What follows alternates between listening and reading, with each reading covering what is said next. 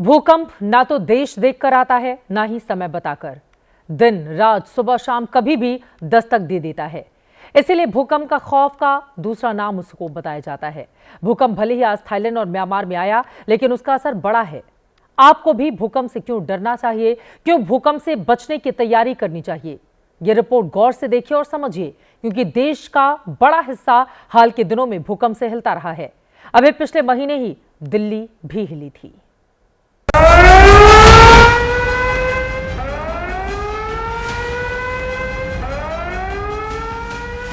गगनचुंबी इमारत से भारी भरकम क्रेन कागज की तरह उड़ गई। पक्के घर टेढ़े मेढ़े हो गए। इमारत गिरी तो लोग कराह उठे।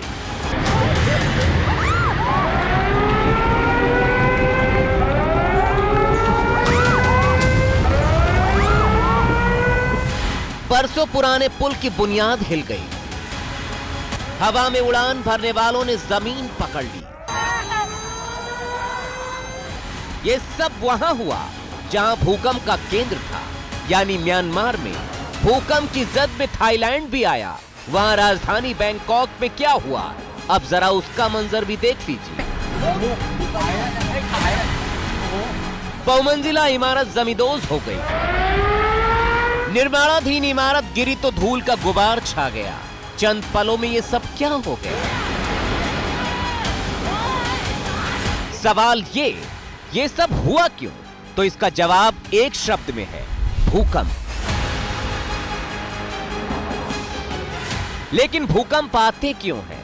ज्ञान और विज्ञान ने बेशुमार अनसुलझी पहेलियों को सुलझा लिया है, लेकिन अब तक भूकंप की भविष्यवाणी मुमकिन नहीं हो पाई है। लेकिन वो गुत्थी जरूर सुलझ चुकी है कि शांत सी दिखने वाली धरती बार बार अशांत क्यों हो जाती है। भूकंप क्या है और इसकी वजह क्या है, इसे समझने से पहले जरा उस धरती की बनावट तो देखिए, जो पूरी दुनिया के 800 करोड़ से भी ज्यादा लोगों का बसेरा है। पृथ्वी की 4 प्रमुख परतें हैं। सबसे नीचे आंतरिक कोर, इसके ऊपर बाहरी कोर, फिर मेंटल और सबसे ऊपर क्रस्ट। सबसे बाहरी परत यानी क्रस्ट में होने वाली हलचल ही भूकंप की वजह बनती है। पृथ्वी की सबसे ऊपरी परत यानी क्रस्ट एक समान परत नहीं है। ये पृथ्वी की सतह को कवर करने वाले कई टुकड़ों से बनी है। टुकड़े धीरे धीरे इधर उधर घूमते रहते हैं, फिसलते रहते हैं और एक दूसरे से टकराते रहते हैं। इन टुकड़ों को टेक्टोनिक प्लेट्स कहा जाता है और प्लेट्स के किनारों को प्लेट बाउंड्री कहा जाता है।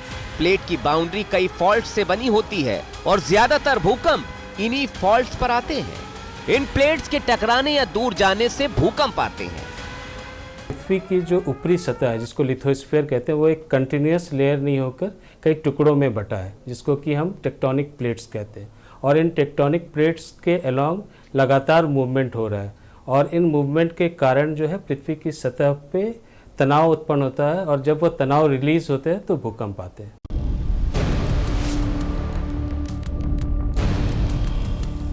भूकंप साल में लाखों बार आते हैं, लेकिन ज्यादातर इतने छोटे होते हैं कि लोग उन्हें महसूस भी नहीं कर पाते।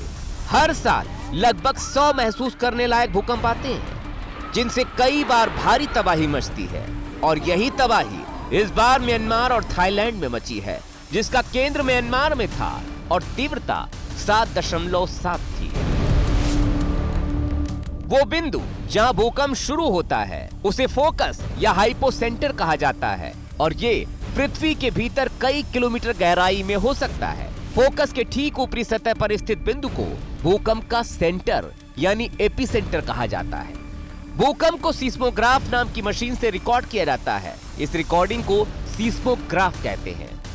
भूकंप की तीव्रता रिक्टर स्केल पर मापी जाती है।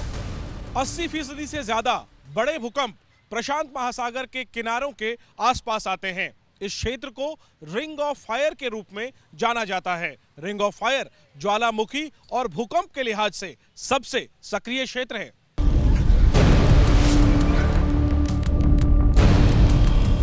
आजकल मौसम का पूर्वानुमान बेहद आसान है।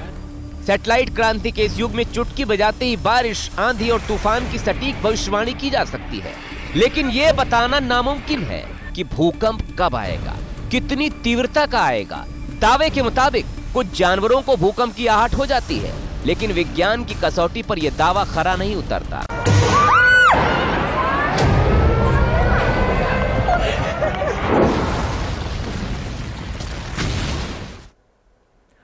भूकंप एक झटके में आता है और सब कुछ तबाह कर जाता है। अतीत में ऐसे कई विनाशकारी भूकंप आ चुके हैं जिन्हें याद कर आज भी लोग कांप उठते हैं। देश और दुनिया की ऐसे ही कुछ त्रासदियों के किस्से आपको दिखा देते हैं जो आज भी पुराने जख्मों को ताजा कर जाते हैं।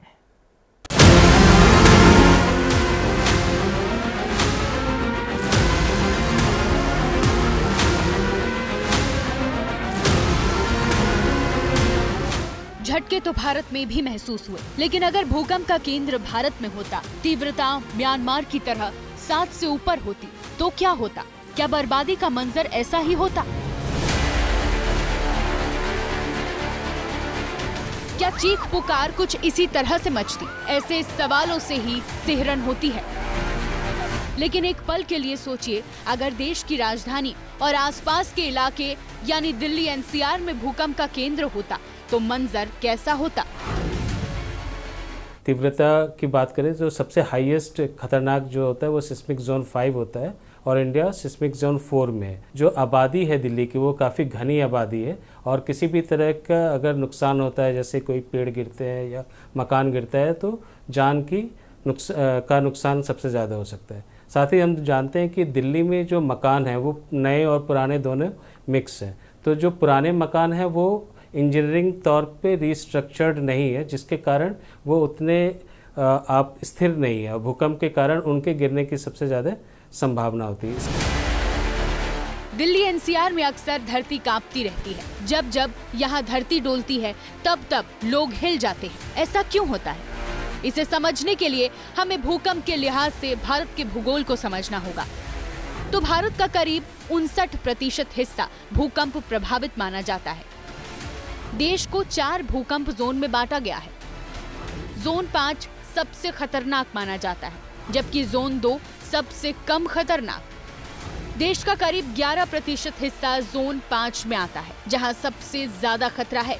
जोन 4 में लगभग 18% हिस्सा है। ये उच्च जोखिम वाले इलाके हैं। जोन 3 में करीब 30% हिस्सा है। ये मध्यम जोखिम वाले क्षेत्र हैं। जोन 2 में लगभग 41% हिस्सा आता है। ये कम जोखिम वाले इलाके हैं। दिल्ली और उसके आसपास के इलाके जोन 4 यानी उच्च जोखिम में आते हैं। भारत भूकंप के लिहाज से इसलिए भी संवेदनशील माना जाता है क्योंकि हम हिमालय की गोद में बसे हैं। यही वजह है कि नेपाल और भारत में अक्सर धरती कांपने लगती है। –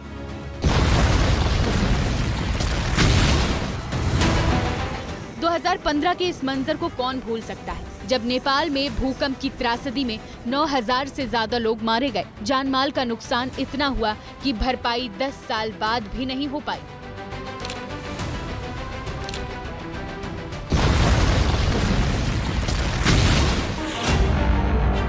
इससे पहले आप जरा 2001 की इस तबाही को देखिए, जब गुजरात का भुज कुदरत के कहर से काल के गाल में समा गया। इस आपदा में 20,000 से ज्यादा लोगों की जान चली गई। इस मंजर को याद कर आज भी भुज ही नहीं, पूरा गुजरात और समूचा भारत सिहर उठता है। इसी तरह 1999 में तब के उत्तर प्रदेश और अब के उत्तराखंड के चमोली में भूकंप की जद में आकर 100 से ज्यादा लोग मारे गए थे। 1993 के भूकंप में महाराष्ट्र के उस्मानाबाद और लातूर में 20,000 से ज्यादा लोगों की जान चली गई। 1991 में उत्तरकाशी में धरती इस कदर कांपी कि 1000 से ज्यादा लोग अकाल मौत के शिकार हो गए। 1950 में असम के भूकंप में 1500 से ज्यादा लोगों की जान गई थी। 1934 में आए नेपाल और बिहार के भूकंप की कहानी तो आज भी सुनाई देती है, जब 30,000 से ज्यादा लोग मारे गए थे। ये तो हुई भारत और नेपाल की बात। बाकी दुनिया में भी ऐसे ही विनाशकारी भूकंप आ चुके हैं, जिन्हें याद करके ही लोग कांप जाते हैं।